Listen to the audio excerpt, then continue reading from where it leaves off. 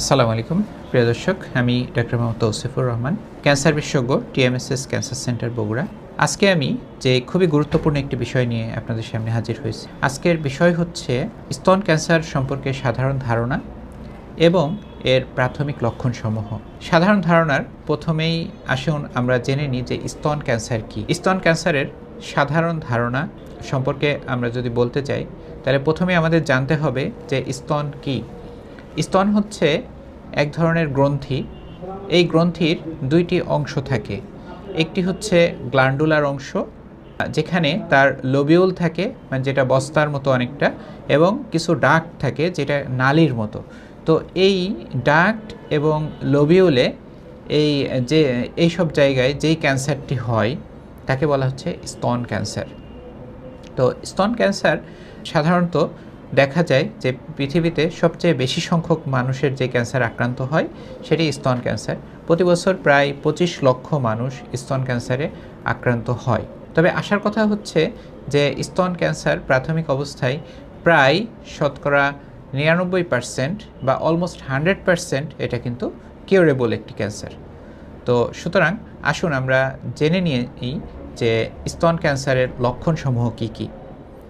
স্তন ক্যান্সারের প্রাথমিক লক্ষণগুলোর মধ্যে অন্যতম হচ্ছে স্তনে যে কোনো পরিবর্তন, অর্থাৎ স্তনে যদি কোনো গোটা হয়, স্তন যদি কুঁচকে যায়, স্তনের যদি কোনো কালার চেঞ্জ হয়, স্তন যদি অ্যাসিমেট্রিক্যাল যদি হয়, দুইটা স্তন অসমতা যদি দেখা দেয়, বা স্তনের উপর যদি কোনো ঘা হয়, স্তন বৃন্ত দিয়ে রক্ত বা পুজ বা মিল্ক সেক্রেশন যদি হয়, বগলের যদি কোনো গোটা হয়, তাহলে অবশ্যই আমাদেরকে ডাক্তারের পরামর্শ নিতে হবে। এছাড়াও আরও কিছু লক্ষণ থাকতে পারে। যদি স্তন ক্যান্সার যদি ছড়িয়ে যায়, বিশেষ করে এটি যদি হাড়ের মধ্যে ছড়ায়, তাহলে এটার বোন পেইন হতে পারে, যেমন লো ব্যাক পেইন হতে পারে। তারপরে যদি ফুসফুসে ছড়িয়ে যায় তাহলে শ্বাসকষ্ট হতে পারে, কাশি হতে পারে। এরপর যদি লিভারে যদি ছড়ায় তাহলে অরুচি হতে পারে, বমি ভাব হতে পারে। ব্রেইনে ছড়ালে এটা মাথা ব্যথা হতে পারে, বমি হতে পারে। তো প্রিয় দর্শক, আমরা স্তন ক্যান্সারের সম্পর্কে সাধারণ ধারণাগুলো আমরা জানলাম এবং স্তন ক্যান্সারের প্রাথমিক লক্ষণগুলো এবং অগ্রবর্তী অবস্থায় এর লক্ষণগুলো আমরা জানলাম। তো আমরা আসলে যে জিনিসগুলো জানলাম, আসুন আমরা নিজে সচেতন হই, পরিবার এবং সমাজকে সচেতন করি।